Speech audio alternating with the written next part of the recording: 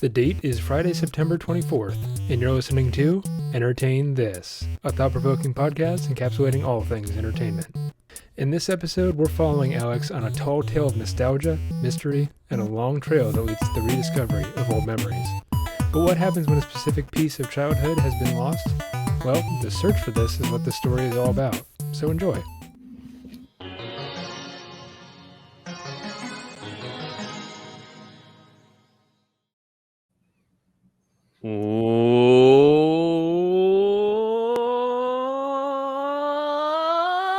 Welcome, ladies and gentlemen, to the only show on the internet encapsulating all things entertainment. Let's entertain this. Entertain this. We haven't gotten like a good, like classic entertain this intro in so long. Not anymore. I'm starving. More? It's not happening anymore? Fine. Nope. Well, I'm Alex. I'm Michael. And I'm just Nick. And this is Entertain This. Entertain this. Hey! Poke shit out of him. We got some splainings to do, boys, before we get into this episode. What'd I do? Before we get into this one right here, we got some splainings to do. Mm-hmm. So it is the 4th episode of the month. And people who are listening back to the Entertain This archives, they enjoy the rotation because it's variety. They're used to it being, one of the boys. All right, the boys take a break and they bring on a guest, right? Right. That's the pattern that we've established. That's our forte, if you would. That's what we do. That's how we do it up in here. But not this month. Because we have something very special. We have a very special guest coming on the next episode. And we, for scheduling reasons, had to switch up the order a little bit to make it work. But the guest is a very special guest, so we were happy to do that.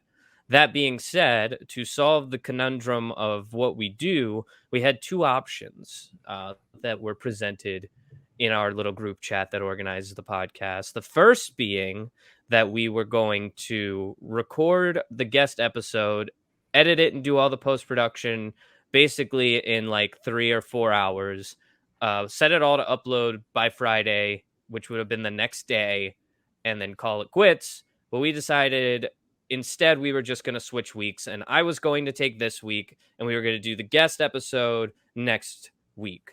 So you guys are actually get 2 guest episodes next month, which is pretty dope. Actually, it's probably going to be 1 guest episode and 1 very special spooktacular since next month's October. But either way, you're going to get 2 special episodes next month.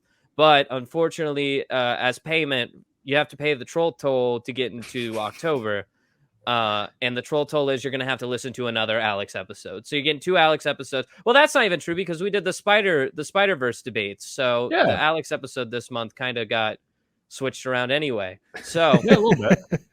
So you know what? It all works itself out in the wash. The point is, hi, I'm going to host today's episode, and it's going to be a wild one because we didn't realize, let's face facts, my mistake until about 2 days ago. So I have spent that time thinking on a subject that I could talk about today, thinking long and hard, and then instead of a proper execution, I've been playing Minecraft with Nick.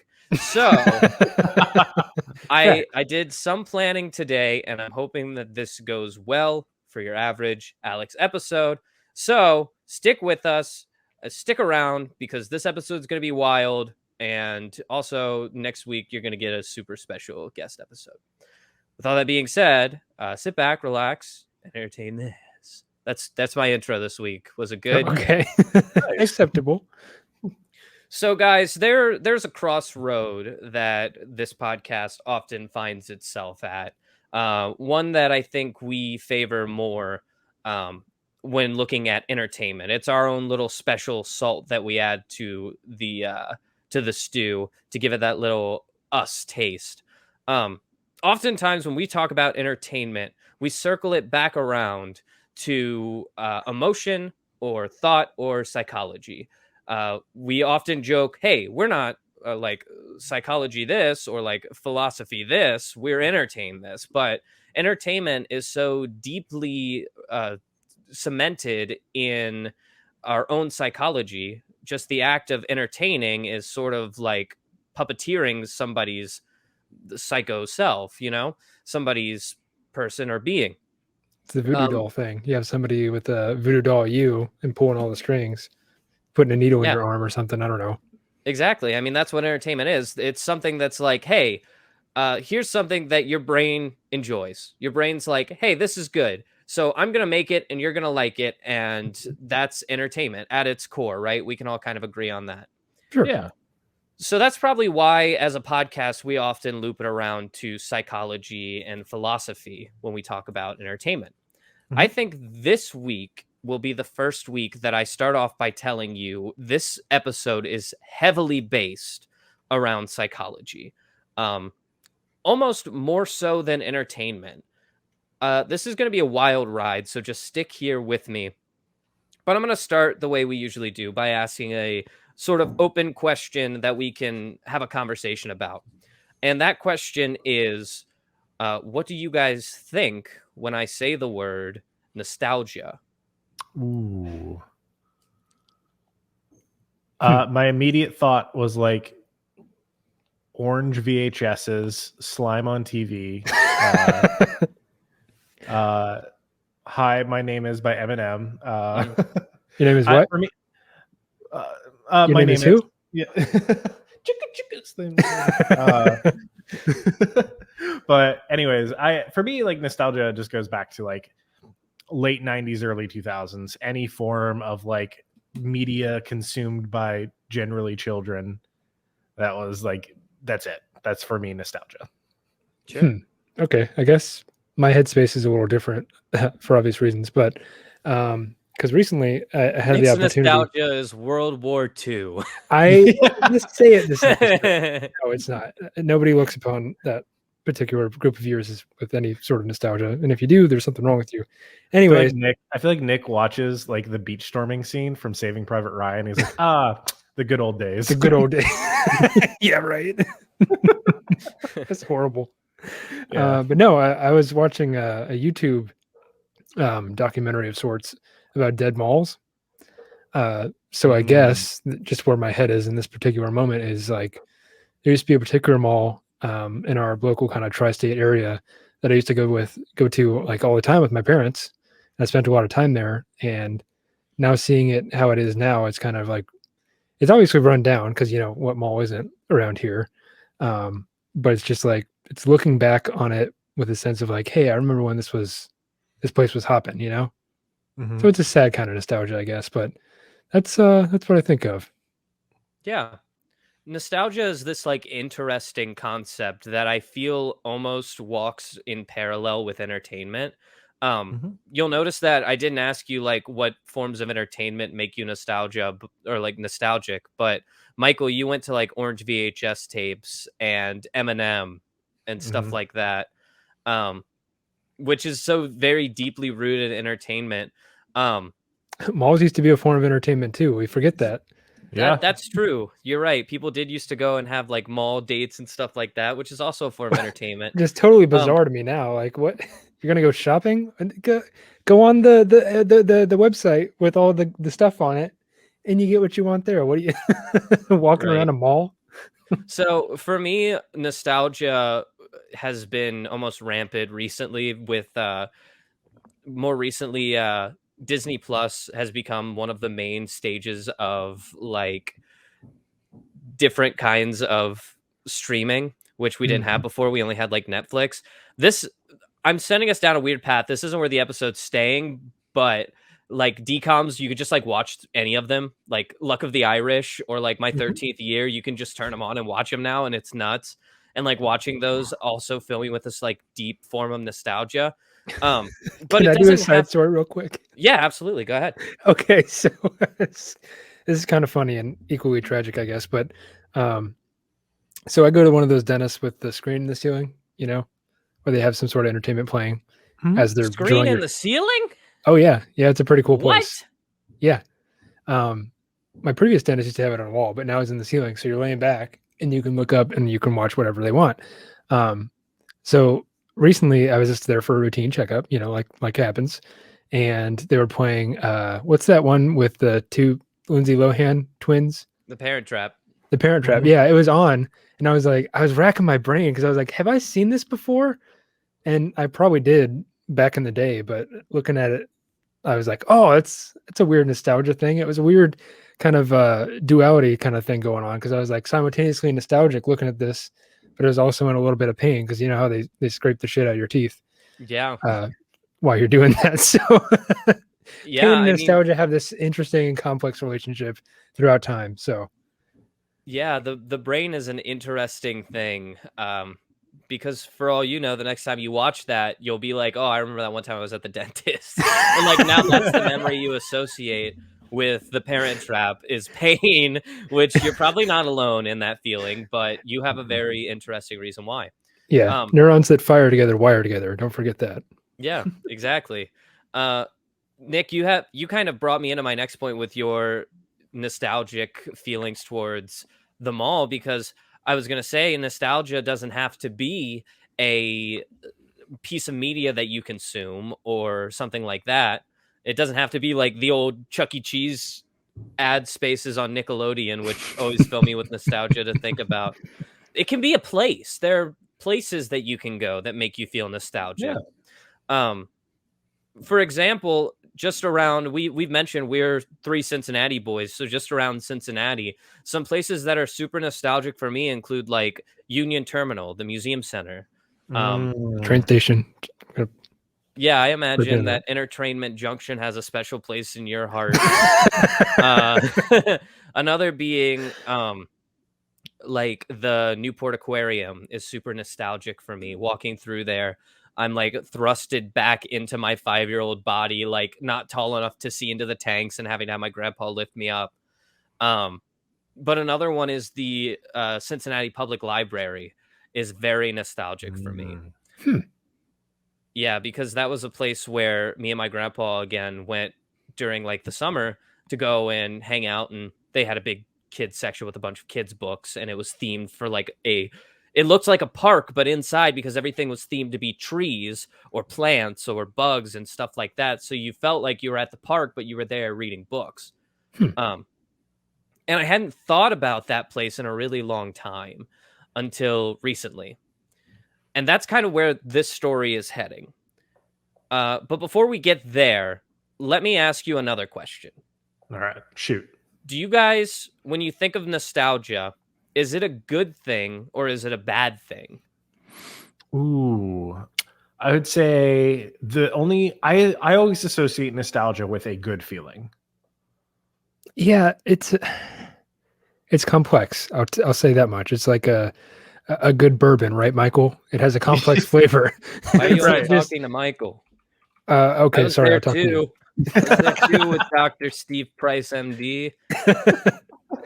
I still don't know too much about bourbon, but anyway, it's a complex flavor. It's a complex emotion. It's not just good or bad. But if I had to lean in to one particular side, I'd say, well, it's a good feeling because you seek out that particular feeling. Like, I guess people seek out pain too, in a weird way. I don't know. I guess for me the distinction is like you can have like the overall feeling of thinking back on something in the past with some sort of emotional connection. The good part of that is nostalgia. The bad part of that is trauma. Or regret even too. Like that's regret interesting. That this place that you used to go to is like almost gone now, I guess. Right. Yeah. Nostalgia can be a bittersweet feeling because you're thinking back on the good part of it that is now bad. Now you guys are stumbling upon an interesting point, which is there's 2 different ways of thinking of nostalgia that are very different. I'm not going to say either is right or either is wrong, but there's a way of nostalgia being a thought that you have or a memory and existing within that memory. And then there's nostalgia where you're in it. You're swimming in nostalgia. You've gone to that place that you thought of when you were a kid, that you remembered when you were a kid. You've revisited it. You're present in that situation. You're like, I'm back. I'm in nostalgia right now. I'm experiencing it. And it's so nice. But then, like you said, there's that flip side where you're like, oh man, I crave so badly for this thing that I used to experience that just doesn't exist anymore. I can't get my hands on it. It doesn't exist. And that hurts me because it feels like I'm a puzzle and that piece is missing. Somebody's hiding it from me and I'm not going to be complete till I find it, you know? Yeah. So that's why it's such a complex feeling. But I want to go into the history of nostalgia real quick before we continue on down a more self-indulgent story that I have prepared for you guys today. I want to talk about nostalgia as it was first created in the 17th century. Nostalgia it's actually a combination of two words that I know I can't pronounce because they're in other languages, but I'm going to give it my all. It's Latin. Spoiler It's warning. Nostos and algos. So nostos, algos. Oh, can I take a stab at this? Go ahead. Nostos is, I'm pretty sure it has something to do with the future. You're welcome to correct me, but algos. Nostradamus? Yeah, that's what I was thinking. And That's then interesting. algos is pain because you Okay. think about anti-analgesics that are like basically painkiller drugs. Sure. That's where they get their Latin root for it. Hey, you got 50% right. Hey! That's pretty good. Michael, do you want to take a crack at what nostos means? Nostos, Nose. I was immediately thought of like it's got something to do with like long nose hairs. Oh, that's annoying. Yeah. No, I literally have zero clue. Okay, no worries. I just want to see if you two could, together with your combined brains, come up with this whole thing. No, Never took Latin. you're talking to two people that just spent the last like 8 or 9 hours like mentally focusing on something that we get paid for. True. All right, so wasn't nostos, spoiler alert, nostos means homecoming. Homecoming. So you got nostos and then algos, which means homecoming pain, also known as Nostalgia. anybody? No.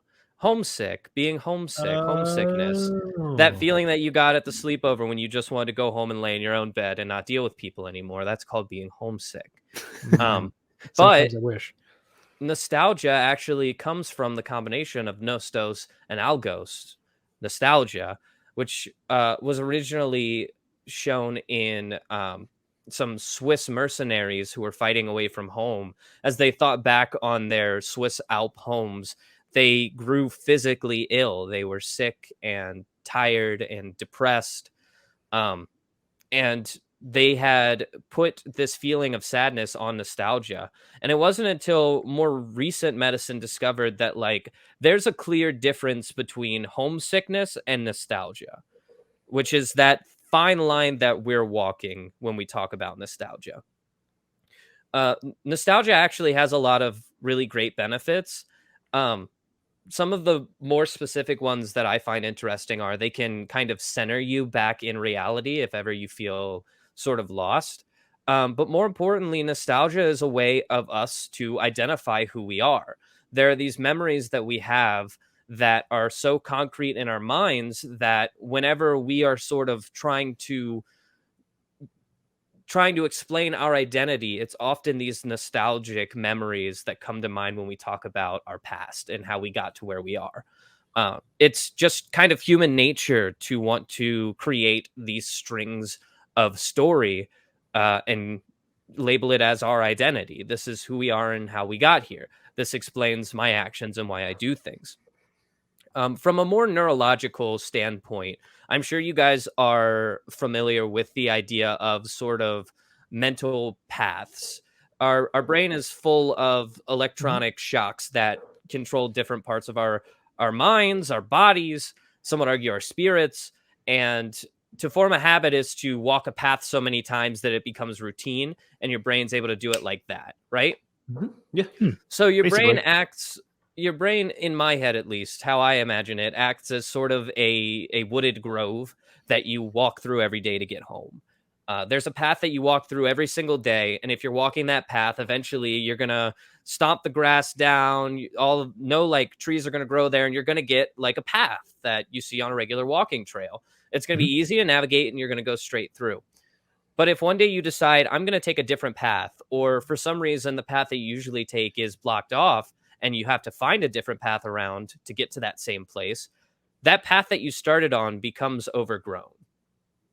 and plants grow there, and eventually it sort of loses its way. But when you walk through the woods, you still see those paths. They're just paths that you're like, oh, that path is overgrown, but it's still there. I think of nostalgia as being a purposeful walk down those overgrown paths. It's like there is a familiarity and a comfort in being surrounded by what used to be so comfortable to me. It reminds me, Alex, that no matter how far away I've gotten from who I was, I'm still that person, and I'm able to be that person. Our brain also kind of a scary thought. I guess so. A little bit. Like you used to think, hey, I used to be 5 years old and I used to have like an irrational fear of haunted trains. So it's true. Is your whole life trains? Yeah, Nick. A lot of it is. I won't lie. All right. Is that like on purpose or was that an accident? No, we'll get to that. We'll get to that in another episode. I don't want to spoil anything right now, but you know. Okay. He's planning. He's planting the seeds for harvest later. Better yet, I'm plotting. So I sort of alluded to the story before that I want to tell you guys today, and I think it's about time that I get into it. But this story starts in another very interesting way that our brain messes with who we are as people, which is our subconscious state of being and our subconscious mind. That's truly where this story starts, is in my subconscious, where one night in about 2017, maybe 2018, I had a dream. And the dream consisted of nothing more than a pixelated 3D pig. I didn't know why, but we talking Minecraft or? No, we're talking like the pig stood up on its hind legs. Okay. It was a chubby pig. I knew that much. And I knew a couple of other things. I knew, one, that its name was Piggy. I was like, okay, that pig's name is Piggy. 2, that pig was about to jump out of a plane. We were in a plane at the time. That pig's about to jump out of this plane and parachute.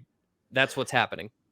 Okay. And 3, there's going to be a narrator with a British voice that goes, "No, Piggy, you can't do that." I knew those 3 things.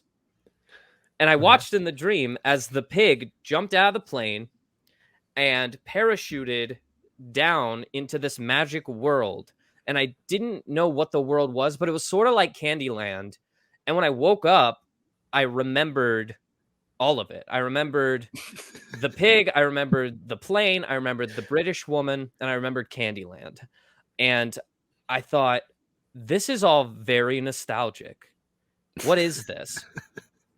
And I remember that's not nostalgia. That's a dream. No, hold on, Nick. Okay, come on. You know I'm getting somewhere. So I remember thinking to myself, I've played this game. I've played the character Piggy, and I've been in this world before. Like, really, I've been in this world. And I remembered a game from my childhood. I remembered something nostalgic. I remembered a game with all of those things that was on a computer at the Cincinnati Public Library. And I remember sitting there with my grandfather and playing this game for hours at the Cincinnati Public Library, sitting right there under the computer desks that had a giant 2-dimensional tree growing out of them. I remembered after playing the game, walking over to a corner that was like a little alcove and sitting in a big comfy chair with my grandpa as he read me a Maisie Mouse pop-up book that I liked because it had the little pull tabs. You know, the ones that like you would pull it and it would like show secret hidden doors and like tell you other things about the story, or like it'd be a tree, you'd pull the door and it'd show like there are 3 apples in the tree or whatever. Love that. I used to love them because they had all those fun functions in the book. I thought it was neat. And I was like, in today's world, I can play this game again. I can take a walk down that overgrown path. With the internet, it's like I can just look it up. I can like download somebody's uploaded this game to like somewhere. All I have to do is kind of search the things I remember. Search Piggy, search CD-ROM game, search children's educational game, search like woman's voice, search skydiving pig. Nothing. I looked up all of that stuff and I found nothing. There was no game like that. I was like, okay, well, the one thing that I know for sure, the one thing that's concrete is this game was at the Cincinnati Public Library. I played it there as a kid. I would have had to have. So I emailed the Cincinnati Public Library back in 2017, and I was like, hey, hi, my name's Alex. Here's my story. I was like, I don't know if you guys have maybe a system that you can look this up in, or if you have like a catalog of the games that you used to keep on the computers, but I'm in desperate need of this game. I'm looking for it. And at this point, I'm not even sure if it's a real game or if this is just a dream that I had conjured and created a false memory about. False memories are another interesting thing our brain does. If there's a gap in your memory, your brain wants to fill in that part of the story, and it'll come up with whatever it has to make you remember it. You know what I mean? Yeah, I'm not consciously aware of it, but I'm sure it's happened before.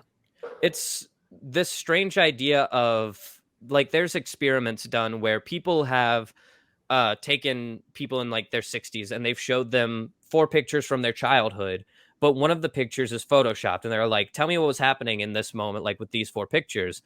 And they'll come up with a way that photoshopped picture fits into the narrative. They create a false memory around that picture to make it fit. Yeah, pictures are so believable. When you see a picture on the internet, you think, well, obviously, your first judgment is like, yeah, it's true. Of course it happened. Yeah. But then you like start reading in the Reddit comments like, this is photoshopped and you can tell. It's like, oh, then you kind of feel a little bad. Diving into another interesting thing our brain does, it's the Mandela effect, sort of. Oh, yeah. Like, your brain has tricked you into thinking one way, but it's actually another way, or whatever. Yeah, Berenstein Bears. Yeah. But to kind of get back to it, I emailed them and I'm like, here's everything I know. Here's like, I was there with my grandpa this day. We played this game. I remember it specifically because we were playing this game, wasting time because you guys had a dog there and you were doing this program where kids could read to dogs. And they were like, all of that seems legit. Cool. Like, that all seems like stuff we do, but this game doesn't exist in our system. They were like, there's no game like this. They're like, we have the Carmen Sandiegos. We have the Putt Putt Saves the Zoo. We have, you know, bangers. Pajama Sam. We got all those, but we don't have anything about a pig. Pajama Sam's like good shit. So I'm like, okay, fine. And it stayed in the back of my head as this memory until more recently. As you guys know, I went on an expedition recently to get a library card. It is a grueling process around here because the only way that you can get a library card for the Cincinnati Public Library is if you have a Campbell County Public Library. So I had to get 2 library cards to get 1 library card. The reason I was trying to get a Cincinnati Public Library card was because they have a makerspace there and I wanted to make stickers for this podcast. So it was a rabbit hole. So it was a rabbit hole. You got there. I got love bureaucracy. Yeah, we love it. Yeah. So I made it through all the steps, and standing in, which is currently under construction, and I was signing up for my library card when I started looking around and realized that nothing seemed familiar. I was like, I've been here though. Like, I've for sure been here before. I was here 1,000 times when I was a kid, but the only part that mattered to me was like the kids area. That's the only part that I cared about. So that's the only part that I guess my brain decided to remember. So I'm lost in the Cincinnati Public Library. Long story short, I've made it to a desk. I've signed up for a library card, and now I am lost in this library. Just the worst place to be lost. I mean, well, no, of course not. But just for those of you who aren't from Cincinnati and don't know, Cincinnati does this cool thing with architecture where they build bridges inside. So like you'll be in one building and then you walk across like a glass bridge and then you end up in another building like 2 blocks over. And you're like, how'd I get here? I have to cross several streets to get back to where I was before. What's going on here? It's a very confusing system, but it works for some people. So we take it. But I am looking for the kids section because I have this memory in my head that this game exists. And I at least want to like walk the path a little further, this familiar path of overgrown brush that I'm trying to venture down. And I'm like, I just want to walk in. You guys know, I talked about it in my Spider-Man episode. I was really close to my grandfather when I was a kid. That's obvious. It's one of the things that has majorly shaped the person who I am. And I just wanted to walk in that place one more time and just look around and be like, it's here. Like, it was real. Like, my timeline that I built to myself exists. Right. Mm-hmm. So I'm looking around and I'm like, can you guys point me to the like kids library? And they're like, yeah, sure. So they point me in the way of it, and it's moved. It's like a completely different part of the library now. There's no theming. There's no like it's red walls and kids' books. There's no comfy areas. There's no computer set up to play games. None of that is there anymore. So I'm trying to walk down this path, and it seems more and more like trees have fallen in my way, you know? And at what point do you turn around and you're like, okay, this path doesn't exist anymore? Or did it ever exist? You have to wonder, you know? Yeah. So I'm trying to figure out where in the library it used to be, because this building hasn't changed. If they moved the books, fine, but that room still exists here somewhere. Eventually, I put it out of my mind, and I'm like, I need to get out of here. I think I had something else going on that day, but I wanted to see the makerspace. I was like, this makerspace is going to be legit. I want to look at it. I want to see some of the stuff that's there. So I go to the makerspace. It's on the second floor. And I'm walking around in, I'm looking at all the stuff. They got like 3D printers and like vinyl printers and like button makers. And I'm thinking of all the like cool stuff that we can make for Entertain This there. And all of that stuff's to come, by the way. If you guys are interested in Entertain This merch, we at least now have a place where we can do it. And I think to myself, spiral staircase.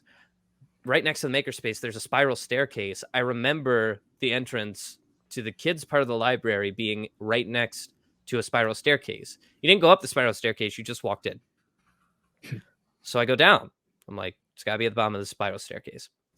Make my way to the bottom of the spiral staircase, and they have a library like museum where they keep a bunch of first editions of super rare books. It's very interesting to look at. I looked over those and I was like, oh my God, this is right next to where the entrance was. I look over and I see, I swear, the room that used to be the kids' library, but now all the walls are painted white and it's an adult learning center. And I'm like, you know what? Time marches on, but I still walk in to the room. Mm-hmm. And the little alcove's in the corner. And I'm like, this is the place. And there are computers in here, but they're all Macs. They're all like 2012 at the latest. Right. Like, the computers aren't here anymore. They say they don't know anything about the game. I doubt those old computers are in storage somewhere. And the librarian looks at me kind of weird, who's like sitting at the desk. Desk is in the same place, by the way. And I just like give her a nod, and I'm like, that's it. And, you know, my heart breaks. I'm like, there's no finding it here. So I'm driving home, and I'm thinking about this game, and I'm thinking about how it's physically gotten me somewhere where I hadn't been in a long time. Though I went there for the makerspace, like I also went there to investigate this further because I was thinking about it again because I was back in the area. And I was thinking about the internet and how powerful it was and how crazy it was that I couldn't find this game. And then I thought about this story that I heard about a bunch of people on Reddit coming together to solve this mystery. It was called The Man in the Clock. Kind of similar to Piggy. It was this vague memory that somebody had of this animation that came on super late at night on like Cartoon Network or Nickelodeon. And it was like a Rasputin looking character who came out of a clock and sang with a kid. And then at the end, he went back in the clock, and it was super creepy. And it was probably a traumatic memory, but this person was looking for it because they wanted confirmation that it existed. Okay. And they looked it up on a subreddit called Tip of My Tongue. And it is where you go and you're like, this is all I have. Please help me find this thing. Yep. Now there's a process because that's what the world is full of. It's full of processes. It took, there was a process for me to get a library card for the Cincinnati Library. Now there's a process for me to use these Reddit communities because they're interlocking. You have to go. So there's a Lost Media subreddit, r/Lost Media. You're not allowed posting to r/Lost Media unless you know the name of the media that you're looking for, and it's impossible to find. So you have to first know the name. And I'm like, I don't know the name of this game that I'm looking for. So I go to r/Tip of My Tongue, And I'm like, here's what I have. Somebody help me, right? Help me like you did the Clockman one and so many others. There was another one that was this game about, it kind of like a Stardew Valley or a Harvest Moon game where you murder your wife and then you spend the entire time trying to hide your wife. And people were looking for that. They were What like, is that, the Telltale Heart video game? But here's the thing is, Reddit solved that one too. They found out that it was just a game somebody described in a live stream once, and the original poster was like, this is what I remember, is somebody describing this game. It wasn't a game I ever played. It never existed. It was just this live stream bit where this guy described this idea for this game, and then it was never made. And I was like, all right, Reddit, you're 2 for 2. You guys got to pull this one off for me. Like, please. So I proceed to post in both of these subreddits. And if you guys will allow me, I'd like to read you some of these posts that I made in search of this game. So let's critique him while he does it. Yeah, sure. You can critique me all you want while I do this. So the first post that I posted about Piggy, there were a lot. And I can tell you that because I'm scrolling through all of them right now. Like, Jesus Christ, I posted a ton everywhere. My first one is posted on the tip of my tongue, which is educational kids PC game, early 2000s, memory with grandfather. And here's what I wrote. It's a little long, so stick with me. I said, greetings, friends. I was pointed in the direction of this subreddit from many successful investigations that you famously completed, and I'm reaching out my hand for help. I am in search of an educational PC game from the early 2000s, and all I really have is a shadow of a memory from what a nice day with my grandfather was at the library. And then I go into talking about the day that I had, but as I get into the more details of it, I'm like, well, this is a game that I played with my grandpa, a game that I really enjoyed. I said the game was a 3D free roam activity game where you played as a pig. I believe the word clubhouse or playhouse was in the title. And if I had to take a guess, I would say it was Piggy's Clubhouse or Piggy's Playhouse. But that hasn't got me anywhere. Some additional details I vaguely remember was that there was a pig. It was low poly and moved around fast, faster than I expected. There may have been a cast of other characters in the house that you interacted with as you played games, and I'm sure there were multiple rooms that you could explore. I said the one thing that I can remember crystal clear is the opening animation of the game had a British narrator say the name of the game preceded by Piggy jumping out of an airplane and skydiving to the clubhouse, what I had described to you guys before. I asked basically if anybody could help me. And then the TLDR was my grandfather and I went to the library and I played a game where a pig skydived in the intro, and now I want to find it. I got 12 comments. Ooh, and engagement. Yeah, I got people I got people who wanted to help, right? Mm-hmm. People said, what kind of graphics was it? Was it like Doom? Was it TPS or FPS? First person shooter is not how I would have described this game. So that guy didn't really help me too much, but I still appreciate it. Somebody said, could it be something like Babe? They said there was a Babe game around based off of the movie Babe with a talking pig. Oh, I loved that movie. It made me cry every time I watched it. It was a great movie, and it might trigger nostalgia in you, but that was not what I was looking for. Shucks. I said it wasn't Babe, but that did jostle something in my head. I think instead of a clubhouse, it was something like Piggy in Dreamland. So like he had fallen asleep or been hit in the head with an apple, and he had gone to a dreamland. So Piggy in Dreamland was now what I was thinking the name was. Mm-hmm. And they said, it's not the world of Toddy Pig, right? I looked up that game. And I was like, no, that's not it either. People even posted links to other subreddits where people were looking for stuff similar to it. But no dice. Could it have been Peppa Pig? It might have been after your time. I don't know. See, that's the funny thing is that I think one of the reasons why I was having such trouble finding this game was because it had been buried by the creation of Peppa Pig. And all those lovely memes. Which is nuts. But yeah, it's very adult. When you look up Piggy, now it's all Peppa Pig, or it's the Peppa Pig Roblox game, which is called Piggy. So it's gotcha. Like everything is hard.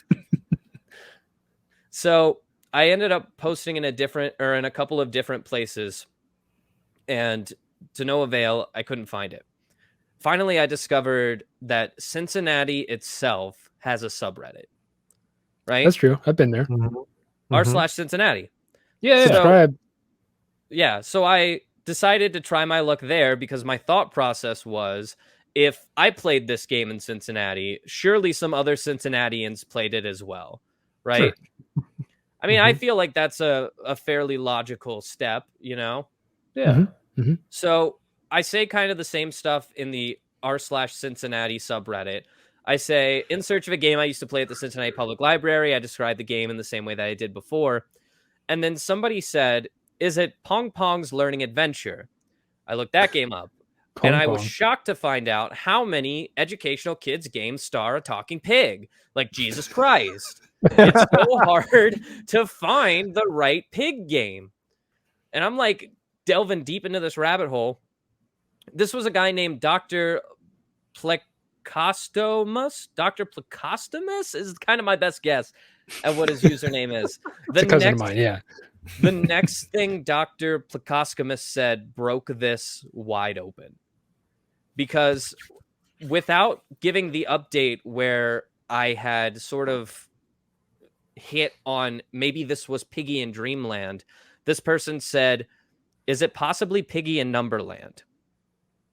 Ooh. Piggy in Numberland. And I was like, I thought it was Piggy in Dreamland, but if Piggy in Numberland is a thing, then maybe that's where I'm getting mixed up.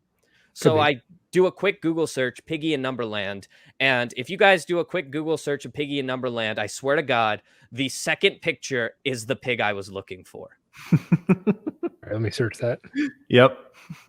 A shitty little, like, early to mid 90s little pig. And the first picture there is a picture of one of the games that you played. Oh. Oh, so you were like, this is it. I'm like, this is it. This is the game. It's Piggy in Numberland. And I started remembering better. Like, oh, the pig didn't parachute out of a plane. He could fly with his ears.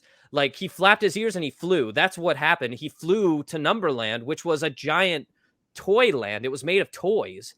That's why I thought, like, maybe this is like Piggy in Dreamland.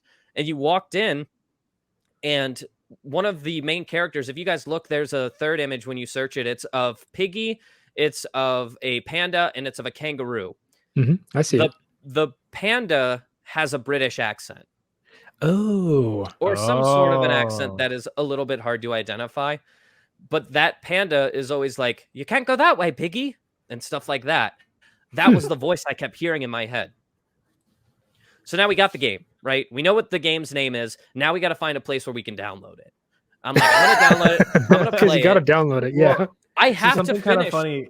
Something kind of funny, like when you look up Piggy in Numberland, one of the first things that comes up is a tip of my tongue subreddit post where the answer is Piggy in Numberland from 3 years ago. Alex? So here's the wild thing. Hold on. Once I found out it was called Piggy in Numberland, I discovered an entire community of people who were desperately searching for this game. No way. If you go on Twitter and you look up Piggy in Numberland, you'll find multiple people tweeting who get the answer Piggy in Numberland, and then that's where it ends. They find the name of it, and it ends there. And that's only the people who found the answer. And there's like hundreds across all social media of people who are looking for this game and eventually find the answer Piggy in Numberland. There is a countless number of people who never find the answer, like me, who give up the search for 3 years and then eventually hop back into it. But here's the problem. We found the game. There's no place to download Piggy in Numberland. Oof. No matter what you do, you cannot find it. If you look up Piggy in Numberland download and you even go to like the Piggy in Numberland.software.informer.com, like whatever, and it seems like they have a download button. Like if you Google it, it's Piggy in Numberland 1.0 download -piggy1.exe, which sounds like it would get you the game, right? That gets you put on a waiting list to be emailed when that website gets a downloadable version of the game. What is this, 1999? So like even the pirating websites don't have this game. What? I just can't believe that. It's kind of nuts. It is. So then we continue down the kind of Google thing. We got a Piggy Numberland review, right? The Piggy Numberland review is from January 5th, 2001, which is around the time when the game came out. Mm-hmm. So that's an old website. It doesn't give us much, but it gives us a couple of things that we can go off of. For example, it gives us that the company is Learning in Motion. That's the company that you go through to get Piggy Numberland. And that's kind of all you get from that. Now, you get that from 2001. The next thing that you get is a WorldCat, right? WorldCat is basically the online universal library filing system. If it's in a library somewhere that you can get it, it ends up on WorldCat. WorldCat is used by pretty much every library across the United States to catalog what they have. And there are that's familiar. Okay. There are 6 locations that claim to have Piggy in Numberland. Which I'm like, okay, I guess I'm going to borrow it from a library and I'm going to try to download it that way. Closest one, Ball State University. You have to be a student to borrow it. Not a student. And for a couple of hours, I was contemplating going back to school in Ball State University just so I could get my hands on this game. Like $5,000, sure. Anyway. Why not? Yeah, this game was about to get real expensive. But ultimately, I wrote that off and I kind of continued my search in other places. One thing that I did was I followed the path down the game, Learning in Motion, the company that put the game out, right? Mm-hmm. I found them now. First, I found them on Twitter and I tweeted at them because that's the first thing that you do. Right. Yeah. And I was like, tell us where Piggy is, damn it. That's basically the tweet I sent. I hope you were more polite, but it was pretty much I hope you were harsher. But hey, you dipshits. Where the fuck is Piggy? Exactly. So they didn't respond, but they had a link to their website in their bio. So I was like, to the website, fuckers. Sorry. You got him. So I went to the website and I found the help desk, like email us for help, right? And I emailed them. I emailed this company and I was like, hey, where's Piggy? I can read you the exact email. But it has swear words in it. It doesn't. It doesn't have swear words in it. And I was trying really hard actually not to swear. Where the F is Piggy, huh? During this, but you know, you get passionate when you're wondering where your boy Piggy's at. Where is he? It's going full like Batman on the Joker. Where is he? So basically what I sent to this Learning in Motion company was a lot of what I posted on Reddit. It was a lot of like, hey, this is the reason why I'm looking for it. I swear it's a good cause. Like, it's worth looking into it for me.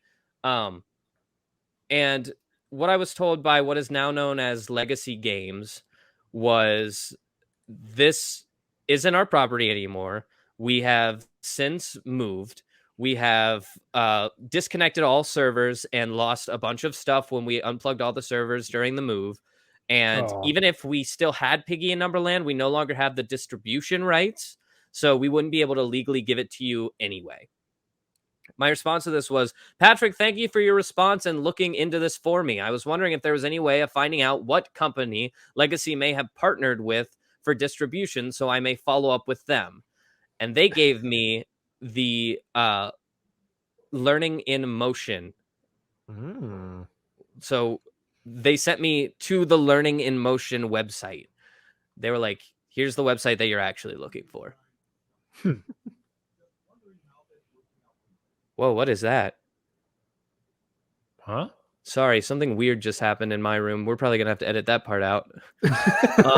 So UFO's landing. I think I activated the Siri. Oopie doopies. Hey, anyway, shove off, man. Right. So I go to Learning in Motion, and Learning in Motion has a website, but the website is basically all about like textbooks now. So they don't sell the game anymore. But the internet has this useful thing called the Wayback Machine.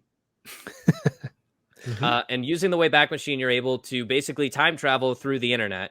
And I was able to pull up a version of the Learning in Motion website using the Wayback Machine that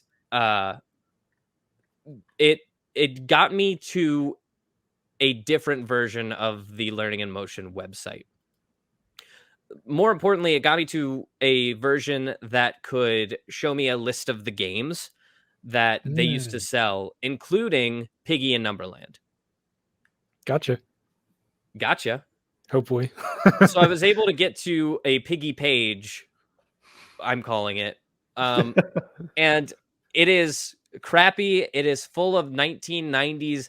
Like, as a web programmer, this would make you cry, Michael. Yep. But we like using that marquee HTML tag. It did give me some new information, because there are some things in here that kind of broke open the search for me.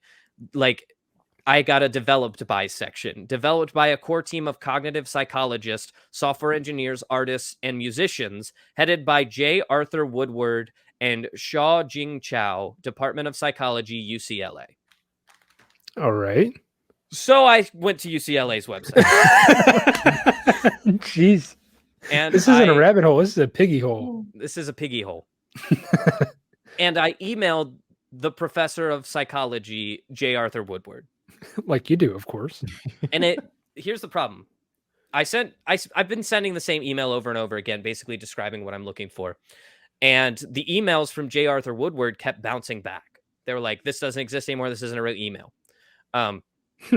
So I went to UCLA's like IT desk, and I'm like, hey guys, there's something wrong. Like, you fix this. And they start looking into it, and they're like, oh, J. Arthur Woodward retired, but I can give you all this information about him, like, so you can maybe look him up. Yeah. And I was like, okay. But they were basically just giving me information that I already got off the UCLA website. In the meantime, somebody had sent a link via Reddit to a video of somebody playing a game called Stuart in Numberland. This sort of cracked open the case for me in a different direction. It's cracked open a couple times, but you know, it keeps cracking. It's like an egg. What Stuart in Numberland is a reskin of Piggy in Numberland, where they have taken Piggy out and they put Stuart Little in. You know, the mouse? Yeah. I'm guessing, Michael, from that laugh, you kind of understand what's going on. Yeah, I do. I'm not quite there yet, but I'm thinking like you're making a memory that doesn't really exist, and maybe your brain filled in a gap somewhere. Well, no, because we've already found evidence of Piggy. Okay, so Piggy was there. It's just a reskin? Michael, do you want to take a swing at what's going on here? I'm lost, dude.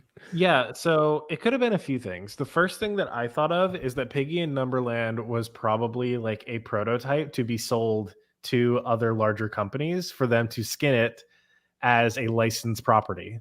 Oh. That is exactly what I thought. Yeah. Okay. Like, the reason why Piggy in Numberland doesn't exist is because they sold Piggy in Numberland to a different company to skin it with Stuart instead of Piggy. Yep. Oh. And when they did that, they lost all rights to the game with Piggy in it. Yep. Huh. So all of the Piggy games got destroyed. You can't buy them anymore. You can't get them anymore. And I was okay leaving it at that because, I mean, this was back in 2003 that Stuart was skinned in there, until I realized that Learning in Motion listed Piggy in Numberland for sale until 2016. Ooh. So as of 2016, you could still buy Piggy in Numberland off of this website. Allegedly. Now, what I will say, just jumping to spoilers, Learning in Motion refused to email me back. They won't email me back. I've emailed them every day for like a week and a half, and then I gave up because they wouldn't email me back. You're on a list now. I hope you know that. I think if you mention Piggy in Numberland to them now, like, they start shaking. They won't answer you. No. But I did get a sort of lead by looking up J. Arthur Woodward after not getting a response from him. J. Arthur Woodward had published a number of research papers while at UCLA, and almost all of them were co-signed by someone named Douglas G. Bonnet. That might be how you pronounce his name. It might be Bonnet. I don't know. And I was able to actually find his information as well. So I emailed him. So I have a question. Go ahead. So at this point, is it just like, Because you found that like Stuart Little Adventures in Numberland, and like I did a quick Google search, and like the first thing that pops up is the game on oldgamesdownload.com. I cannot tell you how disgusted I am that you would even suggest I belittle Piggy to be Stuart. No, I need Piggy because that's what I want. Piggy. Do you understand? Piggy, please. I understand that I could have had Stuart and this could be over, but that's not where the path led in my brain. We have Numberland at home. Wait, hold on. I've just noticed something in the image, in the cover image for Stuart Little Adventures in Numberland. There is a very, very tiny little piggy in the snow globe right next to the little panda. Piggy became the mascot for that development company, but they took Piggy out of the game completely. Oh, that's wrong. So you can see why I don't want the Stuart version. Yeah, that's fair. Hey, Mom, can we have Numberland? We got Numberland at home, right? We have it at home. Stuart. Stuart. Stupid little car. So I email Douglas Bonnet, we'll say. Okay. And I'm like, hey, I'm trying to get in contact with Professor J. Arthur Woodward. In regards to Piggy and Numberland, there's a whole community of people out there who are looking for this game, and I want to help, like, basically complete this part of the internet that is untouched. I want to help fill in this gap.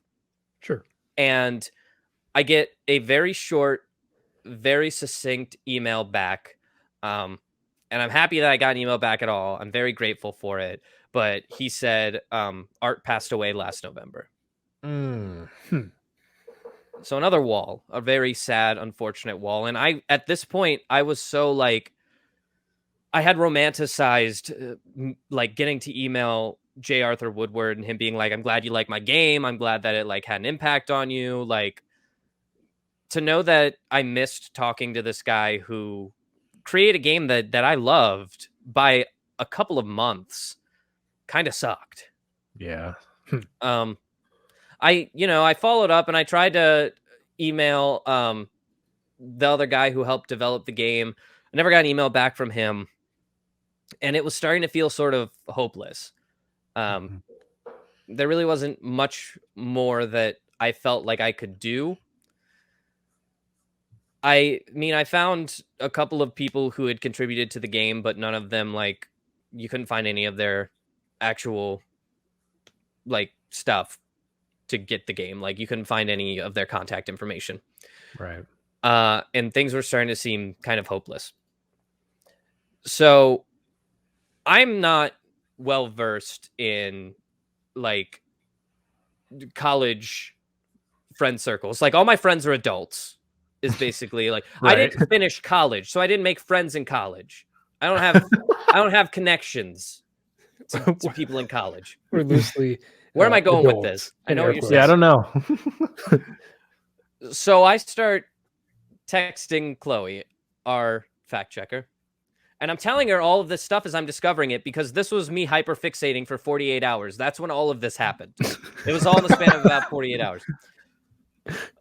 And I'm texting like Chloe about it. And when I come across the WorldCat listing and I see that Ball State was one of the places that had it, I'm like, all right, it's Muncie, Indiana. Chloe grew up in Indiana. Maybe one of her friends ended up going to Ball State, or maybe she knows like an underclassman who's still at Ball State, and we can get them to, get the game. Mm-hmm. It's at this point that I kind of give the story over to Chloe, who figured out the rest. So if I could call Chloe up to tell this part of the story. There she is. Hey guys. Hey. I'm not going to do my introduction. It feels unnecessary. You don't need to fact check anything. You're good. Okay, so I went to high school and did show choir with a guy named Hunter. And just for the record, I did not ask his permission to talk about him on this podcast, but I only said his first name, so we're not like you're fine. him or anything. Yeah. He's a wonderful guy. Just recently got married. But I messaged him because I knew that he went to Ball State, chirp chirp, and he was like, I'm actually an advisor there, and I know a bunch of current students. And I told him the whole story, everything you've just heard for the last hour. I condensed into a few Twitter DMs, and he was like, well, let me go talk to the head of the gaming department at the library, and I'll see what I can do. So we were like, somewhere. Sweet, we're in. And in the process of this, he got married. So it did take a little bit of time to work this all out. But we heard as of this morning that... Can I read it? Yeah, go ahead. So we got this message this morning. This is about 2 weeks into this hyperfixation of Piggy and Numberland. Right. Let me pull it up real quick. We got this DM. I have the game on hold at the library, and I plan on picking it up tomorrow. Hopefully, I can pick it up and then have it shipped either tomorrow or Saturday morning, and then you will have it on loan for 2 weeks. And then he got my address so that he could send it to me. Whoa! He's getting the copy. One of the few copies that exist in the world. So out of the 6 copies of Piggy and Numberland that are still out there and able to be tracked down, one of them is currently en route to me right now.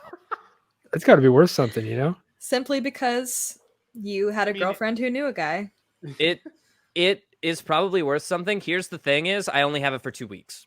Yeah, like you're not going to sell it. I'm not trying to push that on you. So here's where Michael comes into the story, because Michael is a part of this story. Michael, you traitor. You didn't tell me about it? I purposefully had Alex not give me all the details. There you go. Yeah, okay. Yeah. Michael's our local computer guy. If I need something hacked, I go to Michael. He's the guy who enhances things. Like enhance again. Yep. So, de-enhance. So I go to Michael and I'm like, hey, Michael, do you know if it's possible to take a CD-ROM and extract the stuff from it and still leave it on the disc, but then have a digital copy as well? Rip it off. Michael did some quick Googling and found a couple of different ways that it can be done. So it's looking possible. It kind of has to be possible because that's how they get all these old games archived. Right. But if all goes floppy according to plan, and I will provide updates, we should be uploading a version of Piggy and Numberland to the internet, hopefully by the end of the year. And we will have filled that gap in so many people's minds and hearts. And we will have created a way for people to walk down this neurological path and feel this nostalgia once again as they watch Piggy and his giant, weird, magical ears fly into a castle made of toys, and you will get to play Piggy in Numberland. Oh, God. As a follow-up, are we all going to have to play Piggy in Numberland? It's a rite of passage. You got to play it. Right. But if you want 2 to, plus you can. 4. It's fun. It has a coloring game. Oh, all right. Yeah. I gotta say, as a spectator, it was really fun to listen to that whole story, knowing that there was a happy ending. I was on the edge of my seat. I was like, is he gonna fucking find it? Is he gonna fucking find it? So I emailed him. There are so many things out there that, especially in today, are just pure like nuggets of joy, like little. Like you go mining, you're looking for veins of coal out there in the world today with all the bad stuff that's happening. There's still things out there that are just pure veins of joy. And when you think that you found one, it is precious and you have to mine for it. You have to get it. And I'm glad I can find it. And I hope to be able to provide it to, like I said, the hundreds of people I found who also have been searching for this game and can't find it. How long it'll stay up before Learning in Motion tracks me down and kills me, I don't know. But I plan on keeping it on an external hard drive that I hide somewhere in the world that no one will ever know about. Except for, like, there will be a national treasure list of clues that will lead you to Piggy and Numberland for my child to discover so they can re-upload it after my demise. That is how deep That's into your this legacy. I am. Piggy, if Piggy and Numberland is my legacy, I've done okay. So thank you all for listening. Thank you for tuning in. I know that we've been all over the place, but that is the tale of me and Piggy and Numberland. And I hope that you entertained this. I'm looking forward to entertaining it. That was awesome. Holy mackerel. It's a big one. What a wild ride. I mean, I've kind of done that too with, I don't know if it was games, but I've been successful usually because I played like more well-known games as a kid, like Pajama Sam and Putt Putt. And there was this one game called Treasure Mountain that was on our preschool computer where you were a mountain climber, I guess, and you had a net and you captured fairies and they told you riddles. But yeah, I've definitely been down that same path. My path was not very long as yours was.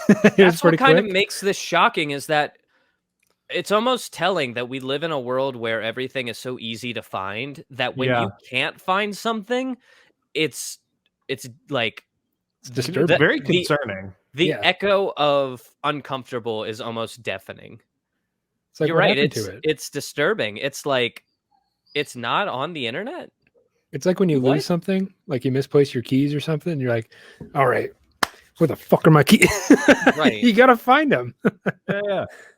Yeah. It's like that, but it felt cosmic. It felt weirdly, it felt like a hero's journey. Right. It was. Which is wild. It's wild that it felt like a hero's journey. Anyway. Honestly, Alex, I'm the best part about this all for me is I'm just incredibly impressed by the amount of effort that you put into this. That's on hyperfixation, baby. That's that ADHD running through my veins. The serotonin. Yeah. You didn't need a script. You just told a story, and I was here for it. So, well played. Thank you. And to anyone who has played Piggy in Numberland and have just started listening to this podcast, half paying attention, and then halfway through shit your pants, you're welcome. I hope that I get the game out there for you to play it, and I hope that you have as much fun with it as I know I will. Guys, we have a quick this week. Who's taking it? Was any of us supposed to prepare? I believe is it me? I think it was Michael. I think it's me. It couldn't have been me. You got something ready for us, Mike? Yeah. Let's hear it. Michael's going to talk about Pajama Sam. Ooh, boy, I could. I could too. I could talk about that whole genre of games. While you all were hanging out with Chad Pajama Sam. Chad Pajama I was Sam. Studying the Piggy. Virgin Piggy. All right, so... Oh, I guess you need a timer, don't you? Yeah, I probably do. Okay, we'll get you a timer. This is not like a super planned out one, but like more of a ranty. Mine was... I'm not well versed in the art of bullshitting. So here's your timer. Okay. All right. Okay. Yeah. Awesome. Great. It's going. Thank you for the heads up. So take your time.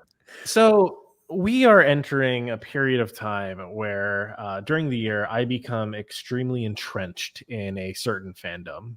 If you are following along with the video feed that we have, I'm exhibiting a piece of gear of such fandom, the Pittsburgh Steelers. Now, sorry, I had to. Best friend, you're making the 13-year-old me angry. Yeah, I know. It was very tough to grow up as a Steelers fan in northern Kentucky and southern Ohio. The nasty natty. You're lucky you're a big guy, or you'd have gotten your butt kicked. I definitely I wore a Steelers jersey to a Bengals game when I was like 12. And I got yelled at very loudly and harshly by a very crude old woman. Hate that. Wow. Yeah, it was a rough experience, but that's traumatic. Yeah, not nostalgic. The opposite. But kind of going along with that. So right now I am in like a very strong period of like feeling affinity towards one thing, and kind of similar to that, and following up on the last episode that I did talking about Halo, I found myself this week going down a rabbit hole, one of such being the old internet series Red versus Blue. Oh, yeah. Huh. Yeah, so I started... based on the conversations that we had in last week's episode, I knew that I knew quite a bit about like the Halo lore and universe, but like I really wanted to dive back into that. So I did what I do. I put stuff on while I go to sleep. But as you do. As I do. But earlier this week on like Tuesday or something, I woke up to a video that was the entire first season of Red versus Blue. And that sparked a whole lot of memories. Oh, he went on his own nostalgia trip. Yeah, I did. So I went back and I got immediately put back into like my 6th grade self. And watching through the first season, I had no clue how much Red versus Blue completely informed my humor for better or worse during that period of time. That's also what put Rooster Teeth on the map, so that's a scary thought. Right. And the crazy thing too is so Red versus Blue was an internet series that came out before YouTube. The only way to access it was through the Rooster Teeth website. Yeah. And I remember logging on to my it was like bare bones internet, like just past dial up. Logging on to the Rooster Teeth website, reading the comics that were like right under the episode. Every single comment section always had like 6 people saying first. Like you do. And the internet's classic. Yeah. And it was just like going back through, there was some just incredible character moments through this that I completely forgot about. And that's one of the really cool things about this web series. It started as just something that was supposed to be 6 or 8 like random machinima episodes that is still going today. It is now in the middle of filming its 18th season, and it's had 5 or 6 different mini series that are like alternate like series to the main series. Yeah. And now we have the entire company Rooster Teeth, which is basically founded on the back of Red versus Blue. And it's just absolutely insane to me. This is the 3rd longest running web series, only behind Homestar Runner and then another series that I've never heard of before called Neurotically Yours. Nope. No idea. But yeah, and so much of like the media that I watch still to this day is directly informed by either Rooster Teeth or Red versus Blue. I mean, like, we're people on the internet who's like, I spend 99% of my time on the internet, and they have such a large presence, whether that is through their main channel, Achievement Hunter, Funhouse, or any of their miniseries like Red versus Blue. And it's just absolutely insane to me that this is something that existed and took up so much of my time and psyche during this very informative years that still to this day is going on. I did not know that. Yeah. Here's another interesting fun fact that I'm not sure if you knew, but friend of the show, Nick Wolf, who has come on a couple of times, done a couple of things on YouTube for us, actually worked for Rooster Teeth for a couple of years. Really? Ooh. He was in a couple of Rooster Teeth movies down there in Austin, Texas. Awesome. Yeah. I need to bug him about that. Absolutely, you do. He would love to talk about it. He, all through high school, loved Rooster Teeth and said, when I graduate high school, I'm going to go work for Rooster Teeth. And then he went and he did it. And everybody up here was very impressed. It was very cool. Anyway, that's another week, guys. That's another episode under the belt. And next week, we are going to have a very special guest come on. We're very excited. I don't know if we should give it away. What do you guys think? No, I think we're gonna have to at some point. Give it away to the live viewers, right? Okay. We'll give it. Are you gonna edit this part out? Okay, bleep it out. Bleep it out. Bleep it out. If you guys want to know who the guest was early, you should have tuned into the live recording. That happens you guys sporadically, either on a Wednesday or Thursday. We never tell you guys. You just have to watch for both nights for us to go live at 6:30. Usually Wednesdays or Thursdays. Yeah. All right, so you're gonna bleep it out, right? So I'm gonna say it right now. Go ahead. Go for it. You're gonna bleep it out. All right. Next week, we're talking to Jeff Kenny, the author of Diary of a Wimpy Kid. Ooh, baby. I'm ready. It's going to be exciting. We're going to have a lot of cool questions. I have a really neat segment that I have prepared that I think is going to be fun for everybody. And it's going to be exciting. So anyway, that's another week. Thank you guys so much for listening or watching, if that's what you chose to do. Guys, we actually, before we go, I'm going to extend the episode a little bit longer. We have a couple of iTunes reviews, if you guys would like to hear them. If you guys want us to maybe read your iTunes review on the show, then leave us a review on iTunes and we might do that, right? Leave a nice one, or else we're not going to read it. Only if they're like above 4 stars. No, if they're bad, for sure read them on here. That's fair. We have one that says fantastic is an understatement. That's nice. It's a 5-star review. It says polite, interesting topics, well-spoken group. From the second the episode starts, you're drawn into every word. Apple needs to make a 6th star for Entertain This. 5 just doesn't do them justice. So nice, guys. Wow. Oh, so great. I'll read one more. Neither of you two wrote that, did you? No. Okay. Apple, I don't even know her. That didn't work. Never mind. Please continue. Great. This one says, great show. It's 5 stars. It says, there are not 3 better hosts on the internet that know their stuff. These guys thoroughly do research about any subject that they are talking about. Love listening to them. Their chemistry is fantastic. Thank you. That's so awesome. Much. That's so very sweet. Before we end this, can I read my favorite review? Yeah, sure. Okay, so this one is by Movie Fans Enthusiasts. It's titled Awesome Show. Alex and Nick are so much fun to listen to. Always entertaining, always funny, great chemistry. If you want a good entertaining laugh for your morning commute, go subscribe to this show. Thanks, Movie Fans Enthusiast. And Michael. Sorry, Michael. Granted, that could have been during the great Michael blackout of 2020. No, it was. It was. It was when I was canceling myself. It is so funny that you just read that. I'm actually very happy that you did that. Poor Michael. Oh my gosh, what a day we've had. If there is any suggestions on what you want to see us cover on the show, maybe there's something that entertains you that you think would entertain us, there are a couple ways that you could do that. You could shoot us an email at entertainthispodcast@gmail.com. Or if you want, you can go to our website, www.entertainthis.net. Go all the way to the bottom. There's a little survey that you can fill out. Heck, while you're there, you're talking to us, you might as well follow us on our social medias. One of them is our Twitter, it's entertain_this, or our Instagram is entertainthispodcast. You can also find us on Facebook. We have a Facebook page dedicated to the show where you can group up with people who also watch the show, and you can listen there and talk to people who are interested in it. All you have to do is go on Facebook and search Podcast Entertain This. You'll notice our logo. Our branding is pretty concrete, so you can find us by just looking for our logo. That's a pretty easy way of finding us, but always remember to add the 3 dots because any other kind of Entertain This just wouldn't feel right. Thank you so much. Entertain us so we can entertain you, and you can entertain this. See you guys next Friday. Goodbye. Goodbye.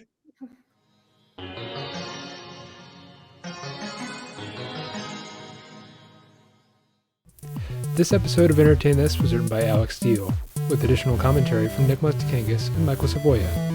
Our showrunner and resident fact-checker is Chloe Price. Our theme music is Vegetable by Aaron Spencer, with interstitial music by DJW. Tune in every Friday for new episodes, and thanks for listening.